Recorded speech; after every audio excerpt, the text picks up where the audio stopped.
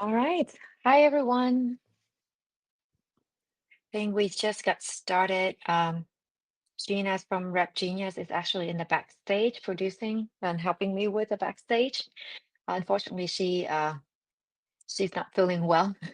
So thank you for coming in, Gina, and helping me in the background. But hi, everyone. So I'm Trinity, and I think we just started. We're probably going to give folks 1 or 2 more minutes to trickle in and we can get started.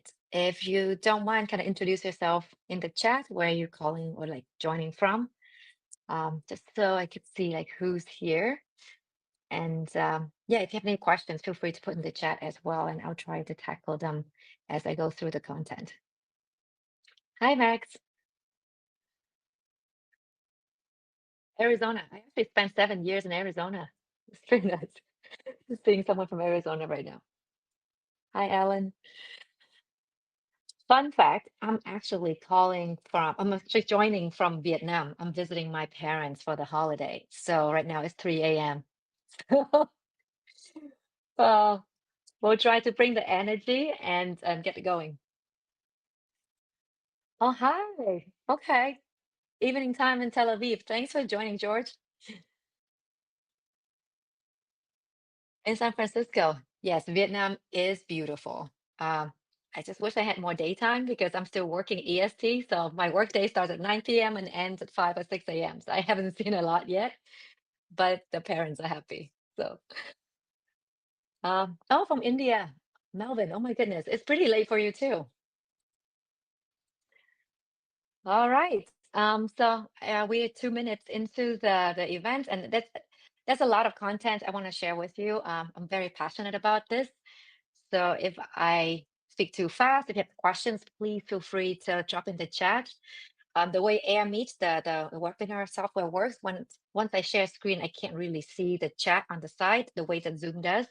So I'll try to share every section or so to make sure that I can capture the questions and answer them as quickly as I can. So let's make it interactive because I think hopefully you find the playbooks helpful and interesting because I definitely love these things. So all right, so the content today, so quick introduction. My name is Trinity Nguyen. I am the CMO at UserGems. We are a software to help companies with outbound. So we work with a lot with sales and marketing and RevOps teams in different B2B companies, SaaS and non-SaaS. And so today for the content, as we wrap up 2024, planning for 2025, I want to share 5 playbooks that we know work because we've been living and breathing this and we measure everything. And I'll show you like how we report to the board. The playbooks will start from beginner level where it's very simple, something you can spin up in just like a day or two, get some quick wins. And then we will ramp up to kind of intermediate and then we get really sophisticated and there's some like fun stuff at the end. Um, all right, so I will start sharing the screen now. Let me see. All right, double checking that you guys seeing the screen. All right, so just to set some context, I feel like at this point, everyone knows that outbound is challenging. I don't think I need to tell anyone here because I'm sure the reason you join is because you're living and breathing this as much as I am. Um, this stat still scares me though. This is a stat from Insight Partners, one of the top VCs for B2B SaaS. And they've been measuring like how many activities it takes to book an outbound meeting. So if you 5 years ago, so like 2019, you need about like I would say like about 300 activities to book an outbound meeting. And now this stat actually came from I think it's almost a year now. Takes 4 times more activities. So that means you can also think about it like the outbound result that you're seeing today, it will continue to decrease over time if you don't change anything. I think it's time to really shake things up and kind of like rethink how we do outbound to kind of like change this trajectory. So at UserGems, we have a lot of data and we have a data scientist team. So we call UserGems Labs to kind of just look into this. So compared to 2020, across hundreds of companies. We actually look into like millions of opportunities, contacts, etc. And we found that compared to 2020, today it takes 3 times longer, like more days. And you've seen the sales cycle getting longer in the last couple of years. And then on top of it, it's harder to justify for budget. So in order to get a deal happen, you need to make a stronger business case across the organization. So therefore, reps need to contact 50% more prospects to even get an opportunity created. And then after that is multi-threading to build a business case. And this, I think this meme is pretty timely right now. So as everyone doing their planning and targeting for next year, so we need to grow 2 times next year. It's a new year. Let's accelerate growth. And by the way, stay with the same exact budget. So I think this is something that a lot of companies are hearing right now. A lot of marketing sales leaders are hearing right now. So how do we figure out how to make outbound work? Because it is one of the levers that we have as the revenue leaders. But at the same time, um, not spending a lot, staying efficient. So I'm not trying to like doom and gloom because I know that there are companies out there that have figured out how to make outbound work. Sometimes they actively sharing on LinkedIn, etc., in communities, but sometimes they just kind of like keep doing their things. And these are some of the stats. I know that these companies have figured out how to make outbound work. Um, Lean data, Mimecast, diligent, and user testing. And the common trend across some of these companies is that instead of doing the usual outbound, reaching out to all the accounts and contacts, they start using signals to prioritize which accounts to go after, when, and why. So if you think about like how we do outbound in the old way since like 2002, when Salesforce came about. So essentially, like just need to figure out who, figure out your account ICP, figure out your persona job titles, and then you go at it. The more activities you do, the more likely you're gonna hit quota. So you all like if you've been in sales, you hear it. Just trust the process. Just put in the work, and then like the meeting's gonna, the quota is gonna happen. But that's not enough anymore. So the new way of doing it today is you have the who, so you know account ICP criteria. Then you also need to know the titles, right? So the same, but now you need to use signals, trigger events to figure out when to reach out to these accounts and people. And then the third one is why, the context. And this is where you get personalized outreach, but also relevant. And this is how companies are using this to prioritize. So one of the questions that I've been hearing is like, everyone's like, yeah, we hear signals, signals, signals all the time in the last 12 months, but what is it? So the way that we defined it at UserGems is like signals are interesting moments. So there's a time component that indicate a buyer is more open to evaluating new solutions like yours.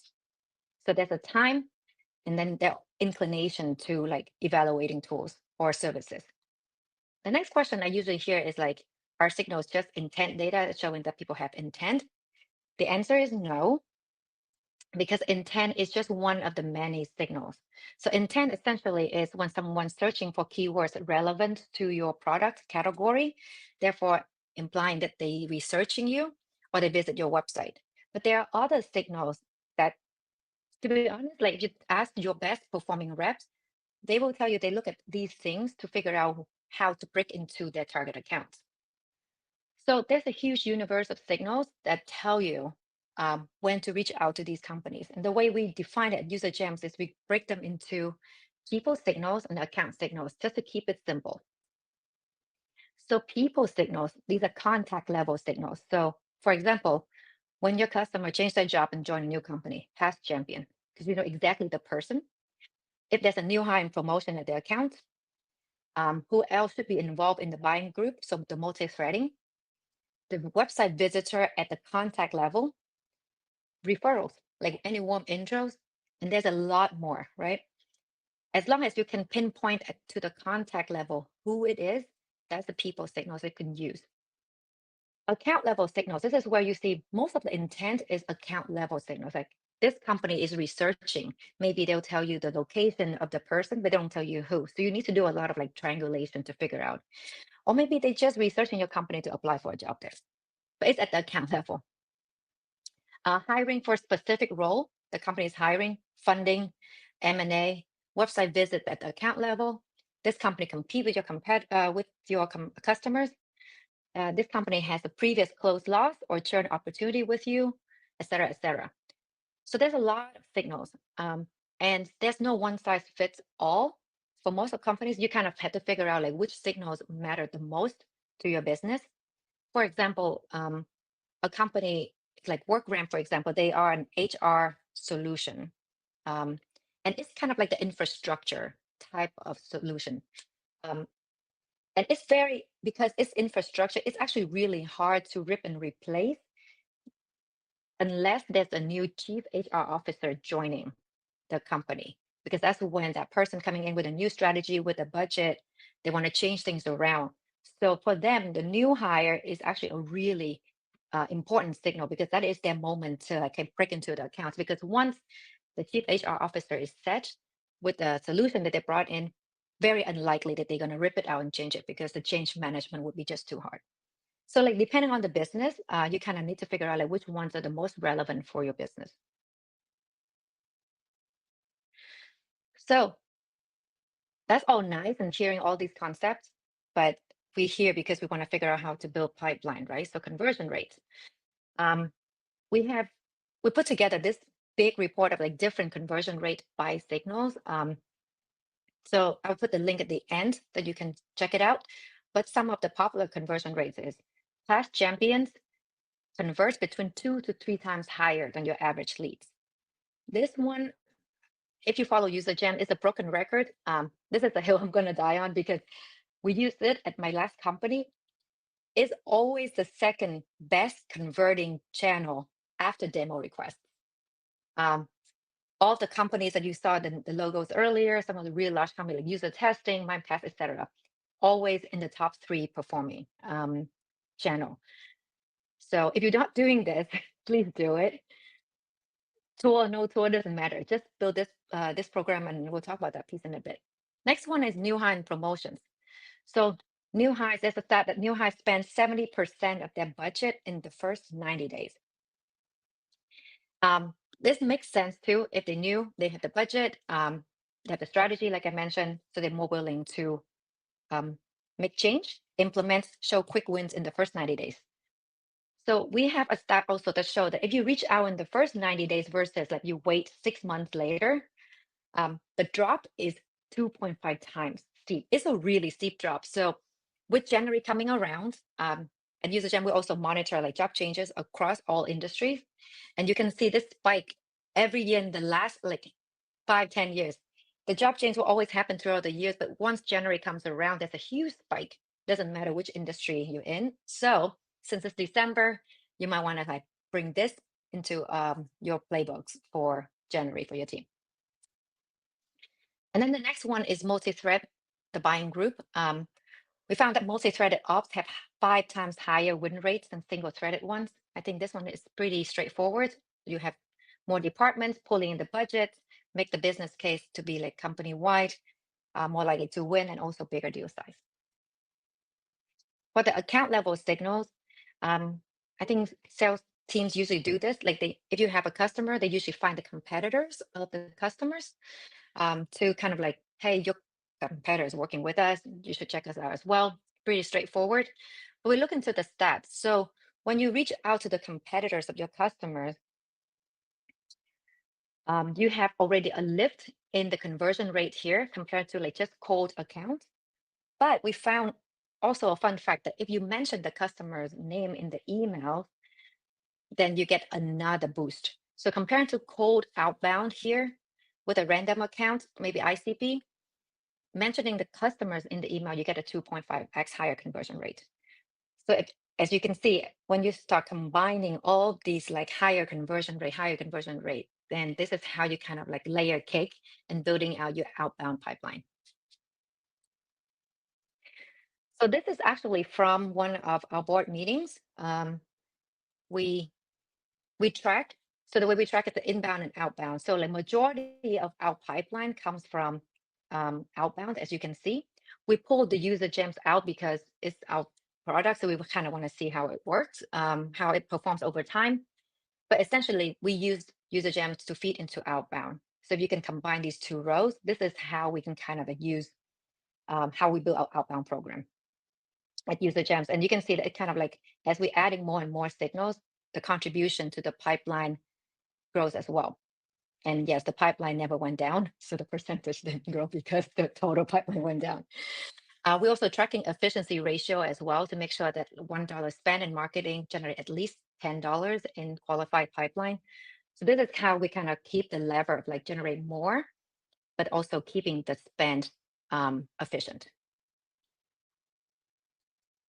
All right, we're going to segue over to the playbooks. I'll check real quick in the chat if there's any question.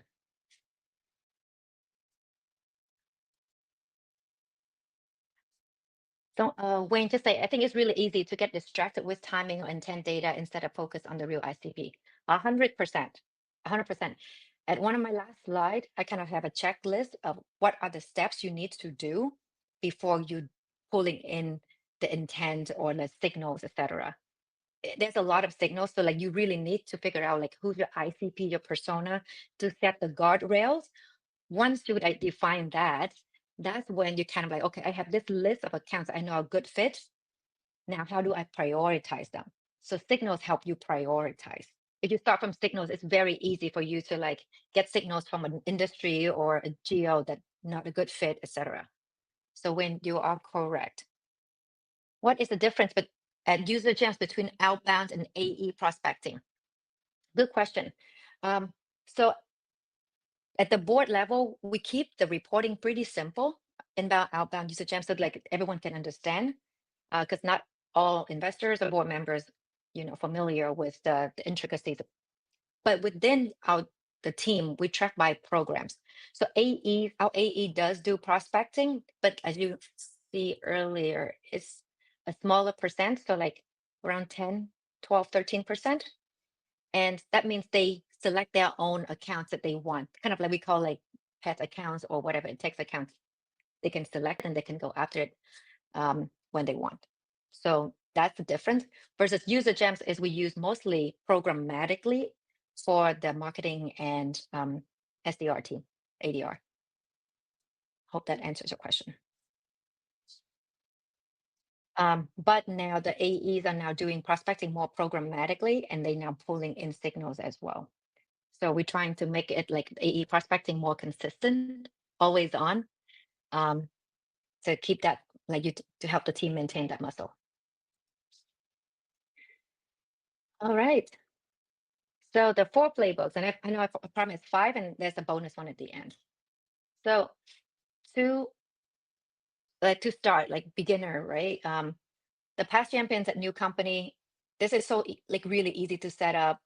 You can use tools, you don't have to use tools. Just set it up for your team, or like just do it, please. It's like found money. I've seen so many companies that it's just gonna be something that the lowest hanging fruit for your marketing, your BDR sales team. So what we track is like past champions joining when they join an ICP account, then we add them to a sequence, and we build out the sequence template for the team as well to make it as easy as possible. One thing to note here, when people hear about like champions, they think about the advocates, the creme de la creme of your customers. From the early days when for UserGen 5 years ago, when we had very few customers, we already started tracking everyone. So we track customers, we track close lost opportunity contacts, open up contacts, user, power user, etc.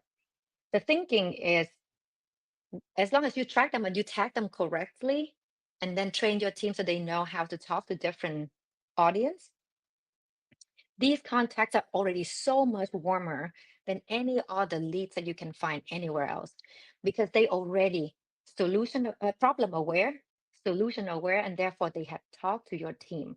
Even if they didn't buy then, the next company might be a better fit, et cetera, et cetera. So I would encourage to think about these buckets a little bit broader than oh, I just want the customers, the one who signed, etc. So for us, we've been running this play for 5 years. The stats you see here have not changed. So for this play, the open rate, the lowest open rate for the coldest past champions we've had is a 60 to 75% open rate, and reply rate, the lowest we've seen with this play is 15%. Um, before 20, I think before this year, I think it got up to 28 to 30%, and now it's hovering between 24 to 26% reply rate. This is always on. It runs every single week, every single month at UserGems. Doesn't matter if some channel going up or down, this single play always consistent. I know it sounds crazy. It sounds too good to be true, but please do it because hundreds of companies been doing it. I've been watching this play. It works, and it's really easy to set up. We like to do marketing and sales together at UserGems to keep things aligned, and then the more channels we can surround our buyers, the better. So we also add the same contacts here. Like when they get added to sequence, like outreach sequence, we also add them to advertising and just kind of air cover, remind them like, hey, congrats on your role, remember us, et cetera, et cetera. So that kind of like surround the buyer. All right, I'm going to get really tactical on the sales email side because whoever's attending the session right now, if you're on the marketing side, we usually just think about like the programmatic stuff. But the sales emails, as mundane it sounds, is kind of like where a lot of conversion rate comes through. So typical sales email, when you see like someone change their jobs, and this is where you hear a lot on LinkedIn where this signal doesn't work anymore, it's because they're seeing emails like this. Congrats on new role, open to a quick chat. Kind of very generic, and to be honest, like a little bit lazy prospecting. When you do signal-based messaging, you have more context. So the who, when, why. So congrats on new role. We'll miss you at Salesforce. Any insight you can pull in. You send a gift because that's human touch, and do not ask for a meeting. You got to deposit into the bank before you can withdraw it, because it's a sequence. You can circle back in 2 to 4 weeks later. It's like, hey, how are things going, et cetera, et cetera. Very simple play. You can just build out a sequence, your best performing sequence, just swap out a couple of emails. The rest of the sequence is just like, value prop, calling, LinkedIn, etc. So this is the play that's been around forever. And I just saw this LinkedIn post 5 days ago. I took this screenshot this morning. And this is one of the customers, and they follow that same kind of playbook, reaching out, congrats, don't push too hard, etc. And it works. And the one on the right is another screenshot that one of our customers sent it over to us today. Like, really awesome email, love the personalization. Personalization here is just like you show them that you know them, who they are, just the context. Perfect timing, blah, blah, blah. So when you do it right, it works. Doesn't matter if anyone ever tell you that the signal is commoditized or saturated. Because these are your customers, these are your contacts. So it's not your competitor's contacts. So this play will continue to work. Doesn't matter if the other signals kind of get saturated or not. Us here. What do we do for gifts? We use gifting platforms. We're using Sendoso, and they have a functionality where it's like a party link where you could embed it. So our BDR team doesn't need to choose gifts. That we automate this. So we tier it depending on the relationship and seniority. They will have a different link in there that has a different gift selection. So it could go from something like coffee, a gift card, to like some kind of like, gift like $50, $75, etc., depending on the relationship. So it's really what works for you. For some industries, like gifting is a little bit more sensitive. So like cybersecurity, for example, or if you sell to EMEA.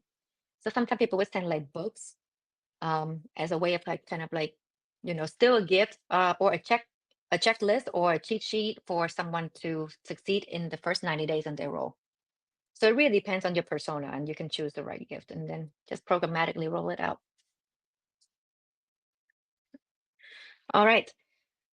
Next one is kind of intermediate, a little bit more complex just because you start combining a little bit more. So we love display, revive, close lost. So if an account has a previous close lost, to us, we treat that as a signal because that means that they interested in us at some point, but not just alone, right? We have a close loss nurture. I think most B2B company have some type of close loss nurture, but we start layering in signals. So if an account with previous close loss suddenly have a past champions joining that has a strong relationship, or they have a new hire coming in, then we remove that account from the regular close loss nurture that always on in the background and prioritize them so that the BDR can reach out to them sooner. Or if it's a previous close loss and suddenly start visiting your website on high value pages. So the emphasis is high value pages. If they just visit your website to read a blog post, like don't, that's not signal. So figure out like what are the high value pages, and when you see this kind of combination happen, then you can enroll, re-engage with that account. So we have sequence for like we call the revive the dead in outreach. The team like immediately know like this is what they need to do. This is what they need to say in the email. We do the same thing for churn accounts as well. Churn account is a little bit more complex because it's not completely automated, right? We want to make sure that the CSM is involved so we have all the context of why they churn so that we can address it head on when we reach out. So since we already talked about the new hires and past champion, I want to focus on like this one, previous close loss, visiting the website. So you hear a lot about website visitors on LinkedIn, how you engage with it. And people start saying that website business doesn't work. People like to say like everything doesn't work. But it doesn't work because you see emails like this. Again, another lazy prospecting. That's like, quick question, our favorite subject line. Then notice that someone from so and so is on our website. Do you want to call? Or like so and so intent tools telling me that there's a spike of activities from your company. Like, should we schedule a call? That is just lazy prospecting. You're not been doing anything. So this email on the right this is a real email that our team sent out. So we saw it's a close loss. They came back visiting some of our high value page, including competitive comparison page. So we reach out and say like, hey, we noticed that like we talked to you because so like hope the year's been treating you well. Like how have you been, right? We know acknowledge that we know them. We've had a ton of product releases since your last conversation with us. So that's the signal here, like when the close loss happened. I love the chance to showcase the new functionalities. So down here is because we know that they were checking like our competitive comparison page, UserGems versus ZoomInfo, for example. Then we subtly mention some of the pain points that people see with our competitors in the email. And then we noticed that one of our customers used to work at this company. So we mentioned like, hey, your former coworker, Kyle, is using us at Okta. Maybe you can reach out to him for thought. So we layer in multiple signals to make the email very contextual. And when you kind of like do it like that, you get an email like, hey, it's like you were part of our chat this morning. You don't spook them out by saying that I saw that you on our website. In a way, you manufacture coincidence. And this is what happens when you actually are combining signals properly to make outbound work. I'll pause there before the next playbook. Any question? No? All right. I'll go to the next one. So this one is more complex. So we go into like intent and ABM. And I'm trying to go a little bit quicker. So ABM accounts, intent, we layer on all the signals, kind of like what you've seen earlier. We find all the past champions there, all the new hires, and then anyone else in the buying group that we need to multi-thread to. Then we combine with, is there any previous close loss notes? Are they a competitor of our customers? And then we add all of that into a sequence that our rep reach out. And then in addition to that, we figure out, is there any customer that can refer us to this company because they used to work there, and ask for a warm intro. So this is literally how we run our ABM campaign. We find all of these contacts based on here, and all the context here, and all of that information is packaged up and added to our ABM sequence. So rep has all the information there for their outreach. But for the marketers, we use these signals to prioritize accounts. So like someone said earlier, we define our ICP very early on. So we have a list of like 10,000, 15,000 accounts that fit our ICP. We go after them with ABM every quarter. We're trying to target around like 500 to 600 accounts.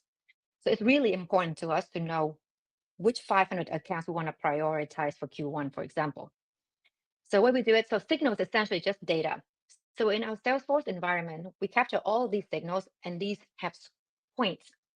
And that's how we do account scoring. So we have a dynamic report in Salesforce that at the end of the quarter, our ABM manager and our SDR manager just go into that report and grab the top 500 accounts in that report because it has the most signals, it has the most scores.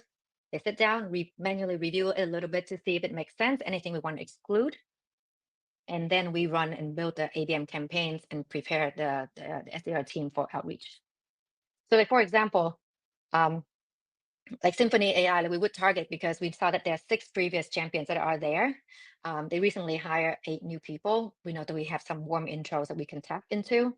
Or Twilio, we see that they visited the pricing page recently. They have new high champions, et cetera, et cetera. So that's how we use the signals to kind of like score and prioritize accounts. And kind of similar, it's the same thing. The signal-based messaging we use, we kind of just continuously referencing the signal because that's just an easier way and more like methodical way for the sales team to make your outbound email contextual and relevant. Was there? Yeah, Billy, sorry. Yep.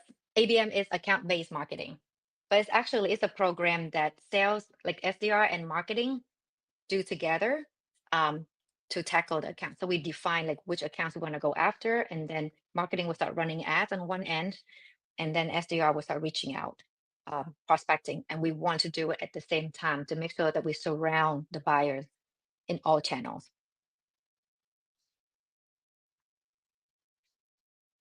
All right. So the ABM one is actually like the most complex one to set up. If you want to chat more, feel free to send me a LinkedIn message. We have a lot of content in this one, been sharing over the years. For Playbook 4, this one, if you are responsible for the retention side, or you want to support your CS team on the retention side. So we use the same data. I mean, it's very similar signals, right? But we apply to customer accounts instead of target accounts. So when there is a new exec joining our customer account, we trigger in HubSpot an email being sent out from our CEO or myself, or our head of CS, and say like, hey, welcome to company X. Our 2 teams been working together. Just want to reach out and say hi and introduce myself as an extra resource. CSM, your CSM going to reach out soon to give you more context on how we've been working together. But if you want to chat, feel free to send me a note.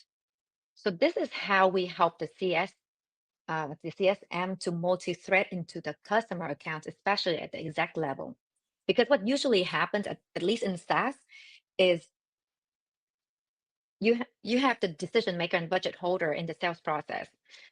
You sign, you implement, and then usually within a month or 2, the decision maker delegates to someone in their team to be your point of contact. So the CSM point of contact and champions typically below the line for a lot of companies. And the CSMs are sometimes just scared of reaching out to the C-level or VP, etc. We do a lot of training to help CSM overcome that, but having some kind of automation like this to connect peer to peer, make this whole like multi-threading a lot more natural and helps you build out like more champions within the organization, new additional renewal and expansion opportunity. So we're running this, and it's really simple. It's the same kind of like signals that you've been hearing all day, applying to customer accounts, and you can build out in just HubSpot or Marketo. Right. All right, on to the last playbook. This one is bonus, and I think this one is probably like the ones that definitely need to be saved for last, even though everyone right now is talking about it. Like it's the first thing you should do, AI. But I'll explain a little bit. So as you can see, like as we start like building out playbook by playbook, you start out something simple, and then you layer on signals, and then you see that there's a universe of signals that you can combine and make, mix it up. What happens is that it's fun for us as the managers or on the marketing side to build out this campaign, but it's really, really hard for reps to consistently remember how many signals they can pull in, et cetera, how many plays, which plays to prioritize. I've heard a stat that for SDR team, at any given point in time, they can only handle between 3 to 4 plays at any given point in time. So you think about like demo request nurture, close loss, et cetera, et cetera. It becomes a lot because there's hundreds and thousands of prospects they have to keep track of. So what we found is that like 85% of opportunities are missed because reps just don't reach out to accounts that have the signals that relevant to them. It's just impossible, especially if each rep is responsible for like 1,000 target accounts.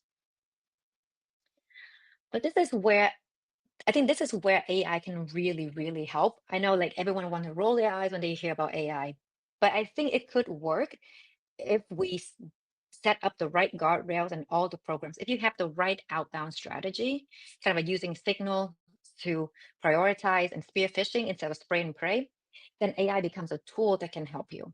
So the way we set it up using AI is, so we tier out the accounts. So we have the ICP account list, use signal to prioritize it, but then we layer on some like business logic to tier the account to 1 to 2 to 3, right? And I'll tell you what those are in a bit. And then we look into like, look at the workflow of your sales team.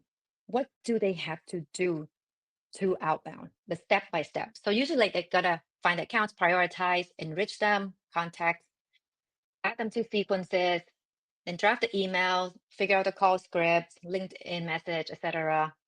All that insights, right? And then send. So for us, the tier one, these are the strategic enterprise accounts, small volume. This is relevant if you have a small TAM.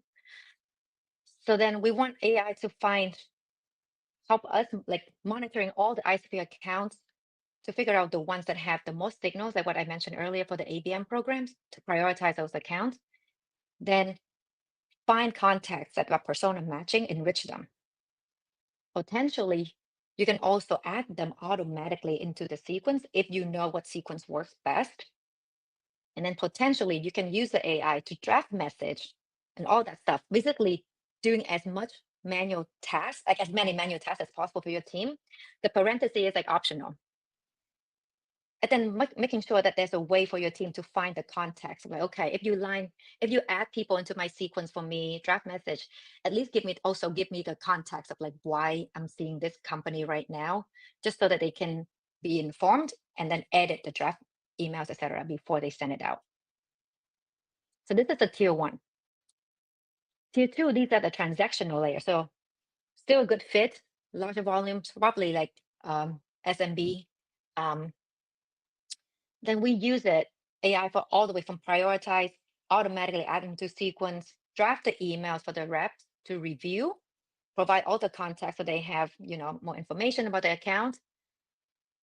And then for some of them, we automatically send, and some of them we let the reps kind of like have a chance to like review it. Tier three, these are the long ends. Experiments, we're trying out new industry, new geo, etc. It's low priorities. Then the same thing, prioritize and enrich, add them to sequence, draft email. We don't need to provide context because no one's going to review it, and it's sent. So when you hear about co-pilots, all these buzzwords, it's essentially for us, this is the part where we use AI to help us here. And when you hit autopilot, it's like the tier 3 down here when it goes all the way to the end. And it sounds maybe a little bit crazy, but it's actually already been running for us. And we've been running it for like a month and a half or so. And 5% of our meetings booked in November alone just came from this play here. We didn't even touch it. So when you do AI right, this is the kind of message you should see. And also, I got all these messages from our customer quote channel. It's like, hey, you did your research, or I really appreciate the research she did. They send it to a manager before sending it. Or like, for sure, like these are all real responses. So I think when AI or AI SDR get a bad rap is when you don't have the right strategy for outbound and you just use the tool, then it just becomes spray and pray on steroid. But if you get the right strategy and the right approach, the right signals, AI is just going to expand the capacity of your team. So our SDR and AE team used to have a 1-to-1 ratio for various reasons, like our teams, there are a lot of paternity and maternity leave right now. And at the same time, this is when we kind of roll out the AI as well. And we've been able to deliver on the pipeline that we need from the SDR with just half of the area team. So we get 1-to-2 ratio. So I'll pause there a little bit before I get to the final slide.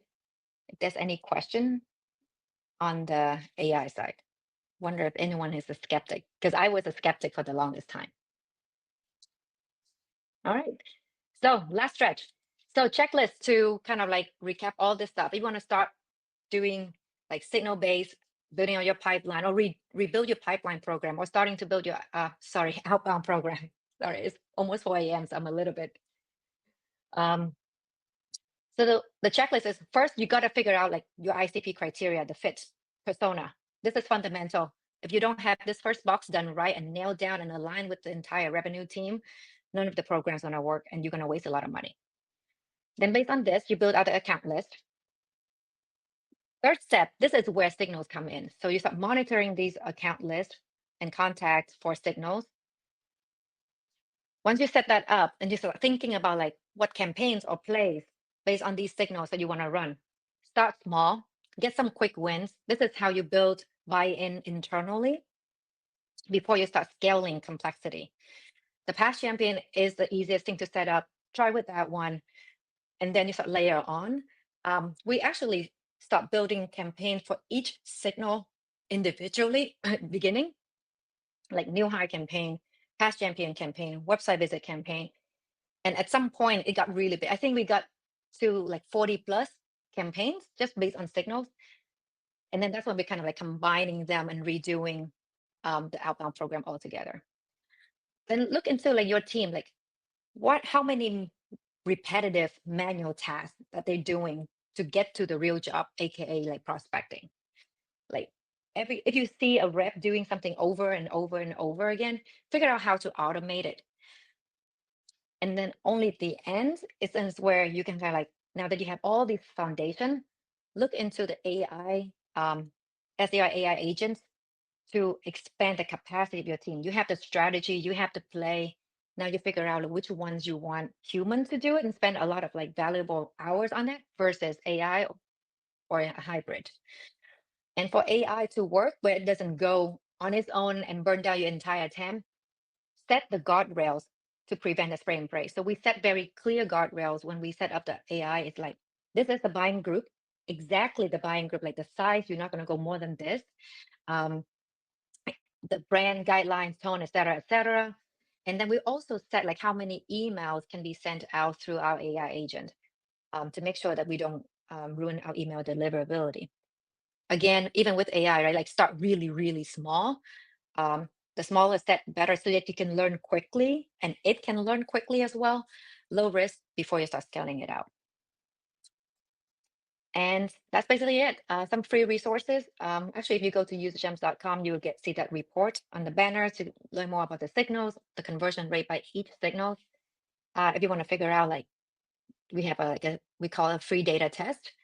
You can connect to your CRM and you can find out like how many signals you're missing, aka how much pipeline that you could be generating going into next year.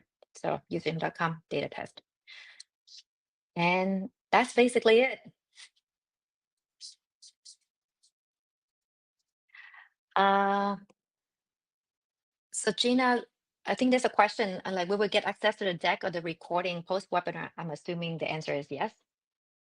So if you don't get it, I know Gina's not feeling well, but if you don't get it, feel free to message me on LinkedIn. I'll send the deck over to you, and I'll ask Gina for the recording as well.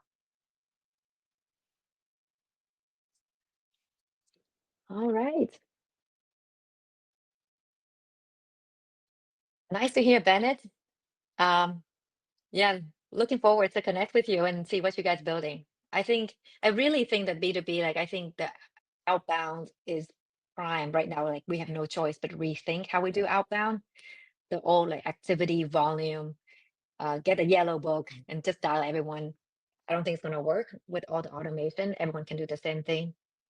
It doesn't work anymore. So we need to figure out how to make outbound work. So I'm excited to see all the evolution and tech and startups are coming out in this space to help us make outbound work again.